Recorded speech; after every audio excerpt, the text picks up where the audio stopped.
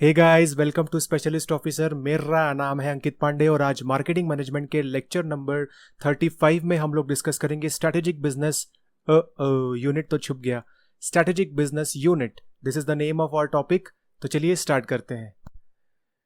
तो friends, strategic planning process में हम लोगों ने एक स्टेप पढ़ी थी, फर्म्स अप्रेजल, जहां पर फर्म को उसके इंटरनल बिजनेस को एनालाइज करना होता है by understanding the strength and weakness through BCG matrix, general electric matrix, Ansoff matrix and other such models.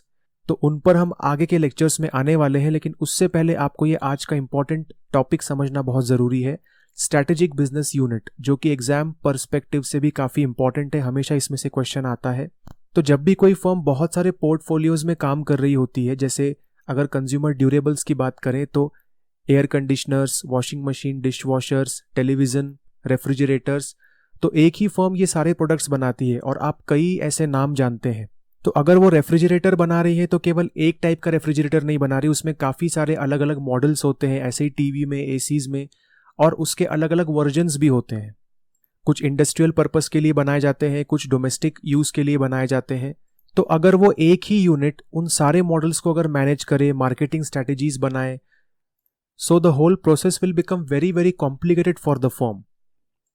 तो इस वजह से फर्म क्या करती है, अपने इन अलग अलग प्रोडक्ट्स के जो अलग अलग बिजनेसेस हैं, इनको अलग अलग ग्रुप्स में डिवाइड कर देती है, जिनको हम स्ट्रैटेजिक बिजनेस यूनिट बोलते हैं।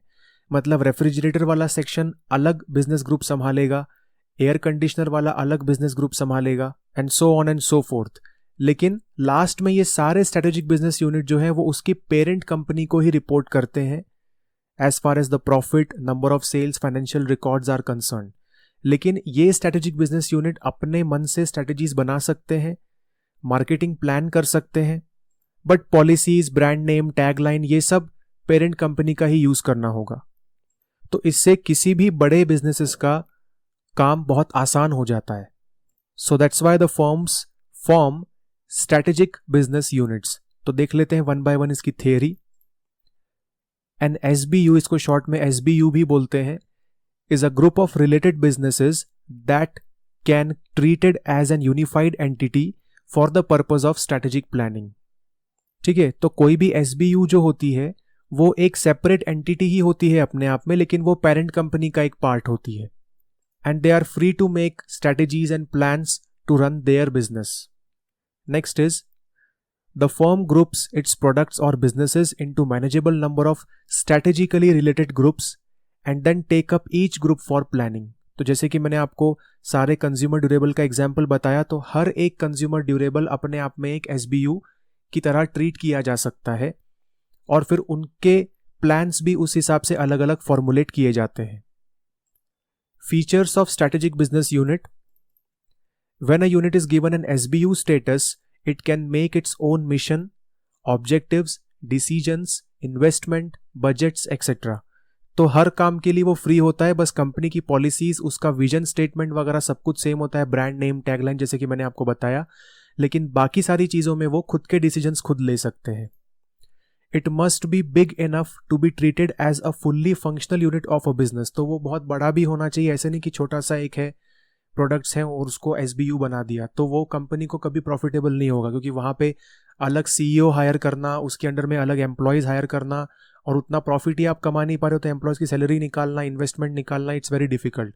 SBU has its own CEO and support functions such as HR, training department, finance department, sales and marketing force. मतलब ये सारे उसके अलग ही डिपार्टमेंट्स होते हैं। अब कंपनी ही अलग है तो उसके डिपार्टमेंट्स भी आपको अलग अलग बनाने पड़ेंगे। One SBU is always distinct from other and has its own set of competitors।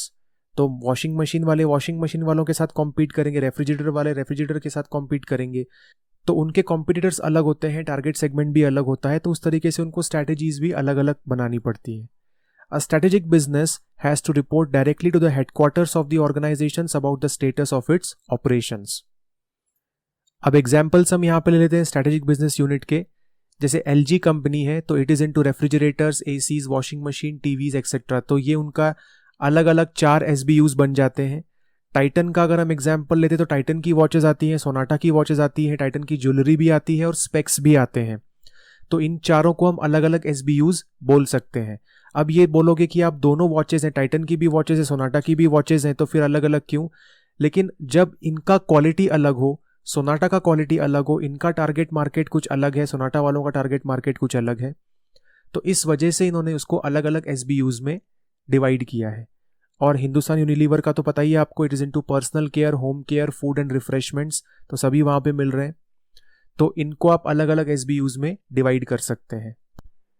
तो फ्रेंड्स, ये था स्ट्रैटेजिक बिजनेस यूनिट के बारे में। अभी तक तो फुल फॉर्म और उसका डेफिनेशन ही एग्जाम में पूछा गया है, लेकिन मैंने आपको उसके फीचर्स और एग्जाम्पल वगैरह बताए हैं ताकि आपको अच्छे से उसकी अंडरस्टैंडिंग हो जाए। नेक्स्ट लेक्चर में हम लोग अब फॉर्म अप्रेजल के कुछ मॉडल्स डिस्कस करने वाले हैं। तो पहला मॉडल हमारा होगा बीसीजी मैट्रिक्स। तो स्टार्ट करेंगे नेक्स्ट लेक्चर से। तब तक के लिए गुड बाय।